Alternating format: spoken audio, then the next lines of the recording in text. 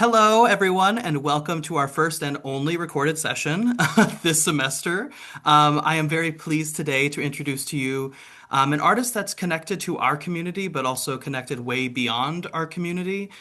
Today, I am introducing Sarah White, who is a graduate from our Mary Baldwin University Shakespeare and Performance program, but also came to our program already with an MFA in scenic design and continued her education here beyond our institution, working as a props artisan at the American Shakespeare Center. And she's going to talk a little bit about her experience to give you some ideas on what it is to work professionally in this field as someone who's graduated from our program and somebody who is just respected in the arts community as a whole. So, welcome, Sarah White. Hello. Happy to have you here today. And remind me, where are you at right now? I'm currently based in Nashville, Tennessee. That's right, Nashville, Tennessee. That's so exciting. So let's start off with the question of what does it take to design in the theater market today? I know that you spoke a little bit before we got started about working in Nashville, Tennessee, but also just your work in general. What would be your advice to someone who wants to work in this industry? Yeah, so as a designer, I've designed sort of regionally throughout like the Midwest and somewhat Southeast. I did one show in New York City. And I think a lot of it really comes down to when you get an opportunity, taking the opportunity, and then not just being good at your job, but being good to work with because people remember you. The show that I did in New York City, it was a director who ended up moving there, starting her own company. And she and I had worked together in Indianapolis. She directed a show that I was hired by the company to design. And we got along pretty well. And then she was like, I want to do this show and I want you to design it. And then everything happened with COVID in 2020. The show didn't happen. And then, like 3 years later, she was like, okay, now we're going to actually do it. I still want you to design. Um, but her having a good experience with me the first time that she worked with me really led to that opportunity for me to get to design with her again later. More so than just I'm a good designer and I have good aesthetics and it fit what she needed. She liked me as a person and I like actually showed up and did what I needed to do and could communicate well. And that's what she remembered. Beyond just showing up and doing what you need to do as well, you also did this as well as being a props artisan at the American Shakespeare Center while being in grad school. So Yes. was that like stressful to do all at the same time? I don't know that I would say stressful. I'm Mm, still sad that I didn't get to go up to New York and see the show once it was done. right. They had a really great group of technicians that like built the show and then painted the show. Hmm. So all the photos that I saw looked gorgeous. I'm still really proud of it. Um, but it was just like using both parts of my brain that I really enjoyed using at the same time. Hmm. Hmm. And then having to manage my own schedule to be like, okay, I have my paper due this day during the week, but then my like drafting for this show, my preliminary drafting is due the end of the week. So when do I do Right. what to make sure they're both done? Yeah. Which being a freelance theater artist, whether you are a designer or a technician or an actor or whatever, it is a lot like that because you're not just like I go into the office and I do my job and I go home. It's you're Hmm. balancing maybe two or three projects at the same time during the year that might have like different openings or different um, times during the day, but you're having to figure out where you're putting your energy when. So that's also a really important skill set working in theater today. Absolutely, that kind of adaptability is key. Um, what is so? I'm wondering. I'm actually curious if this is going to be the answer. Your experience working at the show in New York, or perhaps it is not. But what is a highlight of your own design career that stands out to Mm. you? I know that you have a lot to choose from. So what's like a highlight of your design career? Hey, I have too many highlights. I Right. love so many things I've gotten to do. Um, I would say as like a designer, just purely for the I get to tell people this in my 5 minutes of fame. Like I did get mentioned, my scenic design got mentioned in the New York Times review of that show. I was the only designer who was mentioned, so that's really cool. Um, But I would say my other big highlight is I worked at a college before I came back to do my second MFA at Mary Baldwin, Earlham College in Richmond, Indiana. And my first show that I got to do there as a designer, we brought in my professor from undergrad as a guest director. So I got to share him with my Oh, students, which was just so much fun to like, and I continue to work with him. Like we have my basically my whole adult life. But just being able to like have that connection with him, with my students, like connecting across time, as it were, was really cool for me. that's awesome. Having that, like, it's almost nostalgic to be in the room with someone who taught you, to see them teach someone else that you're also in a class for. So that's honestly such an honor. So we've spoken about like a positive, like something that was a highlight, but I often have said this as well, which is that it's really important to think about the times that weren't super positive, or the times where you think, oh, I could have done that a lot better. Is there like a moment or a design where you were like, I wish I could redesign this design? Like what comes to mind in that? So, funnily enough, the show that I designed in New York Ah. was the second time I designed that play. Oh, okay. It's a Lauren Gunderson play named Emily La Marquise du Châtelet Defends Her Life Tonight. It's about a famous female like philosopher and scientist who was writing around the time same sorry, that's my dog. But the Marquis du Châtelet was writing around the same time that Voltaire was, and they were Mm, friends, and like some of hmm the things that he came up with, people were like, maybe it was actually her. She's very brilliant and my dog agrees. But I actually designed that show in I think 2016 when I was still living in Kansas City for hmm a small theater company. And it was a fine design. I was sort of running into a really opinionated director that didn't trust me and my Right, skills. right. So I wasn't really able to flesh out some ideas with that the way that I think really could have been done well. So getting to redo it for this show in New York, a completely different space, different company, hmm different director, different cast, like all of that. Really, really was so relieving for me because I was like, I hmm knew that I could do that better. I could do that in a more compelling or interesting way. Um, and so that's like a great experience to have gotten to redo it. Um, I've had some, I would say, maybe not designs I would like to redo, but like experiences I would like to redo, just in how I interacted with someone in a professional setting. Either like not standing up for myself, especially when I was in my like mid 20s, like, freshly out of my graduate degree, working with people, decades older than me, but they were not respectful in how they treated my experience, even though Right. I was young. So those are things that I would say, just in terms of entering into the profession as a young professional, go in expecting you don't know everything, hmm but make it a point to honor what you do know. Um, because if you don't believe you, no one else will. It's so true. I mean, the amount of times, I mean, that is the truth right there, which is that if you aren't honoring your own work and standing behind your own work, it's impossible for anyone else to do it. Impossible for anyone else to believe in your work as well. I mean, also, how badass that you got to redesign the show you wanted to redesign. I Yeah. mean, it is so serendipitous, but also just like the way the world works, that like the show you were like, I didn't really get to exercise my own skill sets in this, that the world was like, hey, here's another opportunity for you to do that thing.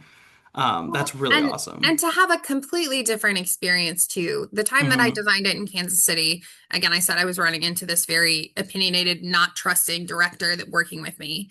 hmm Um, and then getting to work with Amy, who ran the company that hired me to do this in New York. hmm Amy trusted me so much that she like found a director for the show, and then they were like, I don't really know that I want to work with an outside of town director. And Amy was like, no, she has to design the show. I'm finding a different director. Wow, Um, wow. which was so surprising to me. hmm hmm But it's because Amy trusted my work. hmm And that connection, right? Because you kept that connection in a professional setting and in a personal setting, to the ability that they were like, I need this designer.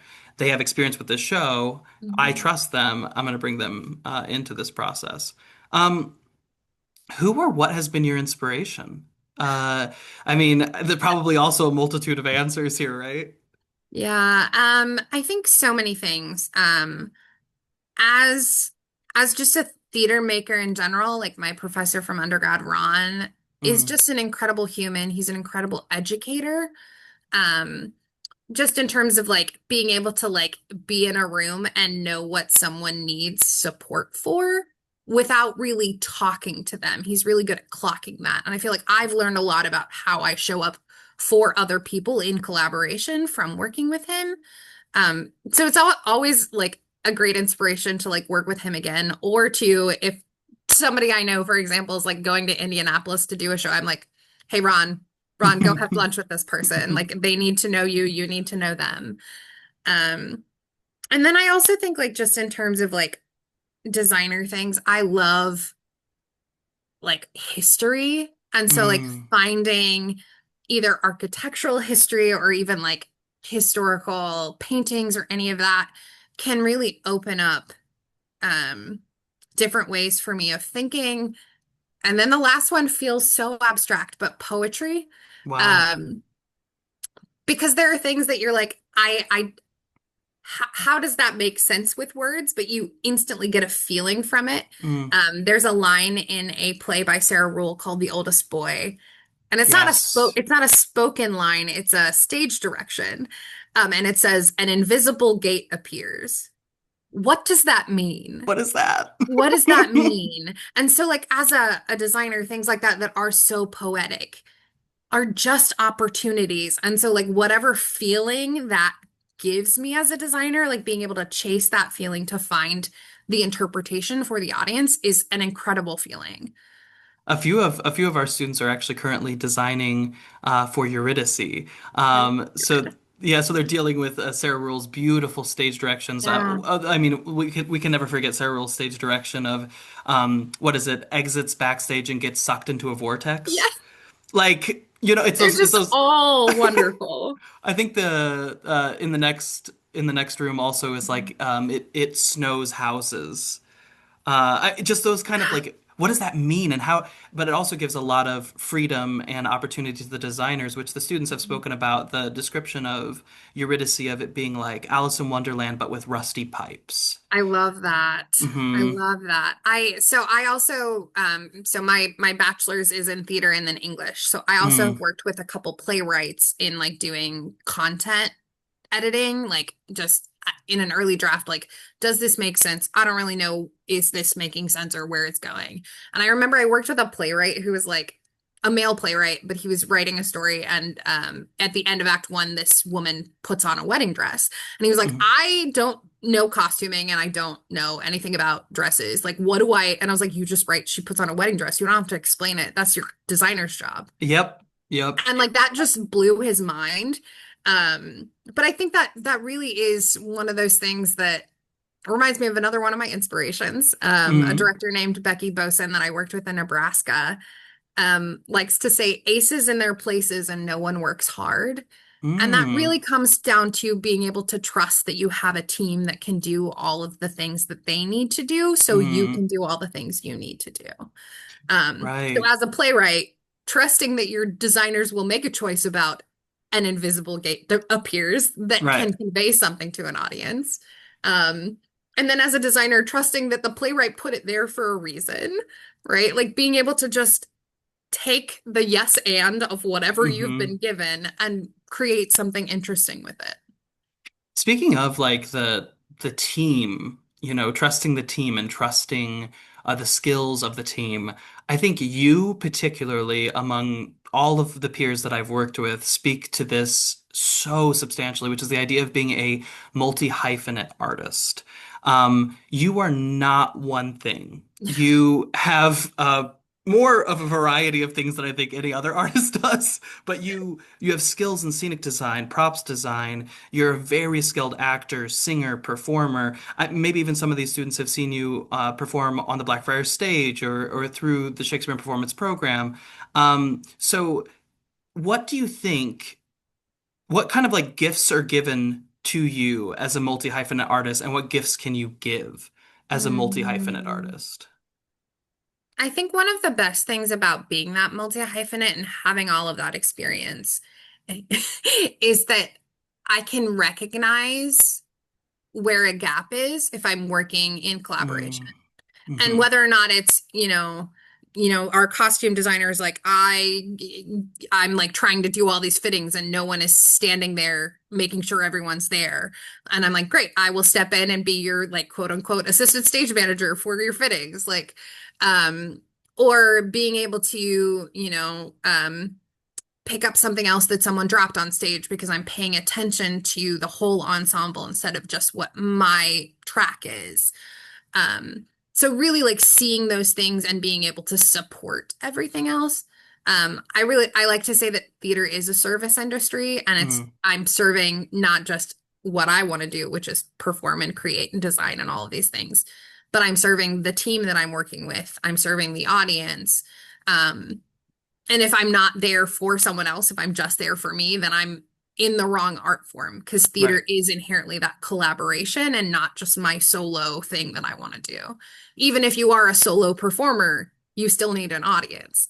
hmm Um, hmm so you have to value that as well. I think one of the the things that I really like about being a multi-hyphenate artist is that one of my best friends once called me a theater Swiss Army knife. Oh, I Um, love that. I love that. I may not be the best tool for any job you have, but if I'm the only tool you have, I'm a pretty good bet because I'll have a little something for everything. Which I think makes me, in many ways, very employable. I haven't Mm, worked in a like, except for like a month, um, in the past 15 years, a non like theater or theater adjacent job. hmm Um, so I can go from like this summer, I did a 4-month acting contract for a new musical. And while I was doing that, I was designing 2 shows back here in Nashville when I was in a different state performing. I came back and I am now working a job for AmeriCorps that puts teaching artists in schools. Awesome. And none of those things were like planned really until like they sort of fell in my lap. But I haven't had like gaps in my experience of like having something to do. There's not been like a 6 months I'm working at a coffee shop because I am sort of using all of these different tools on my Swiss Army knife. I think that you're like hitting the nail on the head with, which is part of the reason why I wanted you to be the person that came to speak to the students because of this aspect of marketability, right? If you are a multi-hyphenate artist, you have the ability to say yes and to other opportunities. And I think that, I mean, the students that we have in this class, I wish you could meet them. I wish you were like here to see them because they have so many skills, but they can use these skills in so many different ways. And I think, like you're speaking to, if you keep yourself open to other opportunities, you'd be surprised at what gets thrown your way when you least expect it. Absolutely. And sometimes it's just pursuing something you're interested in, right? Hmm So besides being a designer and an actor this year, I started selling like Ren Fair costumes that I made online.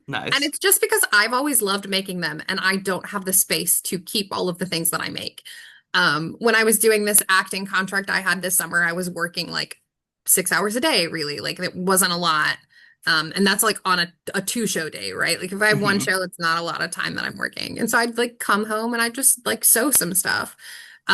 I did not intend to start that as like a business, but it's been making me a couple $100 extra every month. And I'm like, great, can pay on my student loans, right? And it's something that I find fun and creative. And there's like no pressure. If I'm like, this week, I'm not going to sew anything at all. It doesn't matter. It's not my only job. It's just a creative outlet for me. Right. And I think finding anything that you like are interested in and passionate about can pull you in a direction of something that will be part of your like life career path. Right. And it's not like you have to have one path and you stick on the path until you go on another path. Like you can be like, I'm gonna hike here. I'm gonna veer off back. No, I have to go back to the path, right? Like endless web of paths for where you go. It's like a never-ending detour of lateral moves, Yes, right? All these lateral moves that kind of absolutely. lead you still in the direction of whatever your goals end up being. Yeah. Yeah, Yeah, I that's a I love great way that. to put it. Yeah, so many times there's been a moment where I've been like, and now a lateral move. I'm doing something I love, but it's just a little different. Well, and Yeah. I mean that really speaks to when I came back to Mary Baldwin to get my second Mm, MFA.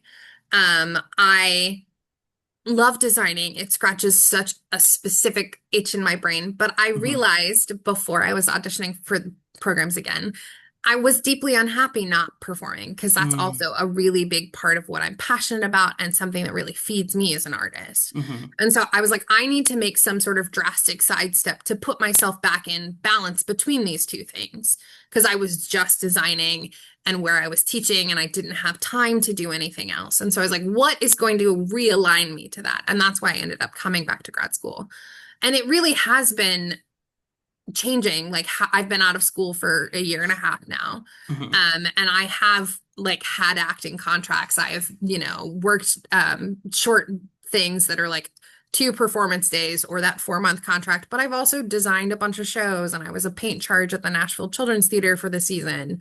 And now I'm a teaching artist. So I am getting to use all of these things rather than just doing the one thing. And it took Right. me having that realization of what I needed to be able to find the way to do it.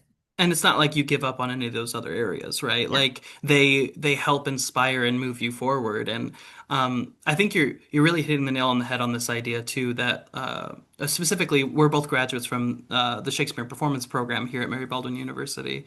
Um, and I always tell my students, and I've said this before in class, so they're gonna be like rolling their eyes when they hear this probably, but I do not have a master's degree in Shakespeare performance. I have a master's degree in collaboration, because that's really what this, Yes. building a company with a group of people who are all across the country who really didn't know each other 2 years prior. Building this company together is an extremely challenging mindset. So, with that in mind, could you tell me a time when collaboration in design or in theater in general was challenging? And how did you, what did you use to overcome that challenge? I think one of the biggest challenges with any sort of collaboration really comes down to communication. I worked for N Station Theater Group, not this past summer, the summer before, and I remember I had a like freak out moment that I was like, I was doing their props and furniture design. Um, a freak out moment that I was like, I don't have time to finish all the things that I need to finish. And then I like stopped and talked to one of our stage managers about it. And it was clear that I just had read the schedule wrong. But if I had just like taken that on myself and not been in hmm communication, that would have like sent me in a really big spiral because I would have put way more pressure on myself. Right. But by like staying in that collaborative communication, I was able to like work through, oh, I have 3 more days than I thought I had. Right. Um, I think too, like what you're talking about, this whole like the company building at MBU in the MFA program is the reason I chose that Mm. program when I auditioned for grad schools. My undergrad had a model theater company that we hmm like would tour shows and we would produce shows and direct our own shows and choose our own season. And I think that kind of work always lends itself to people when they get out into the field that are not just going to auditions or going to interviews and then being like, no one's hiring me, Right. right? You're like, okay, no one's hiring me. What do I get to do right now? hmm What thing hmm do I get to pursue because I don't have to go at the whims of somebody's theater company or some production that I'm currently working on? What is my current passion that I am going to put effort into? And I think those skills, like besides the like collaborative, communicative skills, just the skills of like do the thing are hmm so beneficial. And I would say theater majors in general, compared to a lot of students, or really any theater student that's gone through a theater course or like been in a show while they're in college or high hmm school or whatever, you are actively doing something in a way that like sitting in a science class, you might not be doing. Because you have to like get on your feet and do the thing. You have to go to an audition and actually participate. You have to like hmm show up to your work call and like hang your lights. Because if you don't, who will? Exactly. Um, unlike like say a science experiment. If you don't do your science experiment for your science class, well, you just didn't do it. It didn't need to get done. Uh, Right. Right. um, so I think that is a a superpower that people that have experienced theater leave their experiences, whatever field they go into, ready with to Right. find the thing that needs to be done and do it. There's this weird pipeline, and maybe you've seen it, Sarah, maybe you haven't, which is this pipeline of like theater to law school. It's like this really strong pipeline, and I've always been really confused about it. And I was talking to one of my friends who was a theater professional and is now in law school, and he said that there are so many times when he has noticed that the people that are applying for these jobs say, or looking at the applicants, they're looking for someone who's in theater because of the aspect of collaboration and the work ethic these students bring. That they know if something's not done, it's my job, it's my initiative. I have to get it done because no one else is going to, and they're relying on me. And it's that work ethic. I think you really can't find anywhere else, which is why we say an MFA in collaboration. Absolutely. Well, thank you so much, Sarah, for your Of time. course. It has been an absolute pleasure to have you. I know that the students are going to love hearing from you. And so I really, really appreciate your time. I'm going to end the recording now, but I'm still going to stay on just for a little bit to talk to you a little bit more Of because course. it's been so long. Yeah. But thank you for your time. I'll stop the recording now. Thanks.